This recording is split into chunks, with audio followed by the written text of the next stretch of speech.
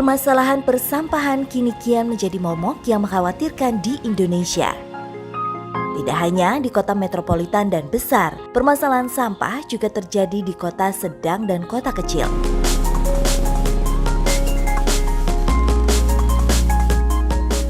Pertumbuhan penduduk serta peningkatan taraf sosial ekonomi masyarakat turut andil menyumbang peningkatan timbulan sampah perharinya.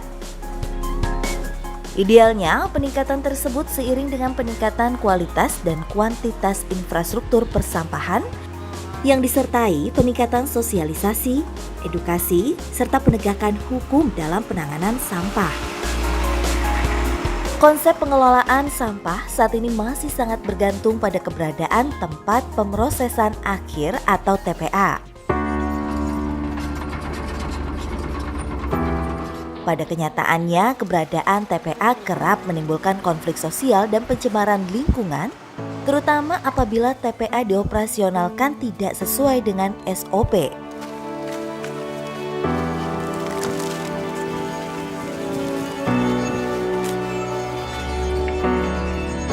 Permasalahan lain ketika lahan yang tersedia khususnya untuk TPA menjadi sangat terbatas, sehingga perlu dilakukan usaha-usaha pengolahan sampah yang lebih ramah lahan.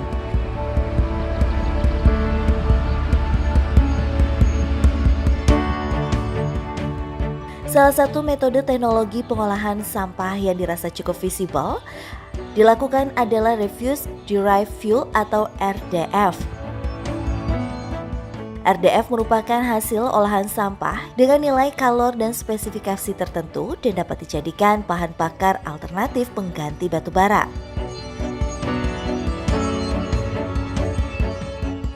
Lokasi RDF berdekatan dengan TPA Jeruk Legi dan PT Solusi Bangun Indonesia.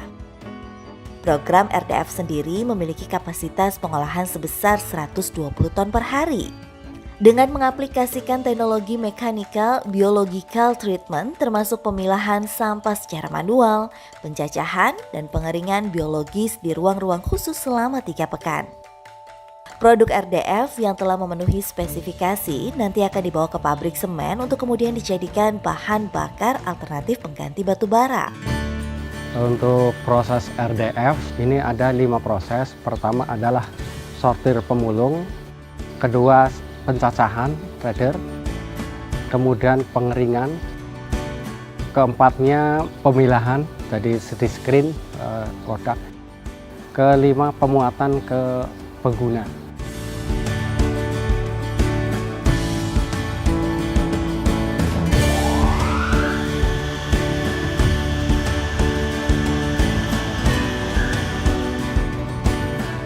Proyek dengan nilai investasi hampir 90 miliar ini melibatkan banyak stakeholders, serta menjadi wujud kerjasama antara pemerintah Indonesia dan pemerintah Denmark.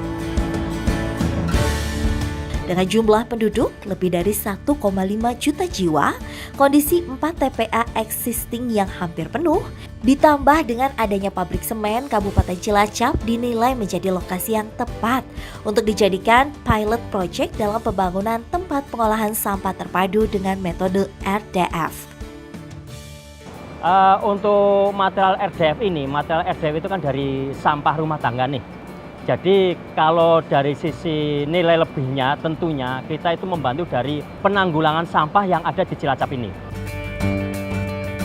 Karena kita selama ini dengan sistem konvensional ya, pertama selain dia dengan biaya yang sama tingginya, tetapi dengan sistem konvensional kita masih diwarisi dengan sampah yang menumpuk-numpuk.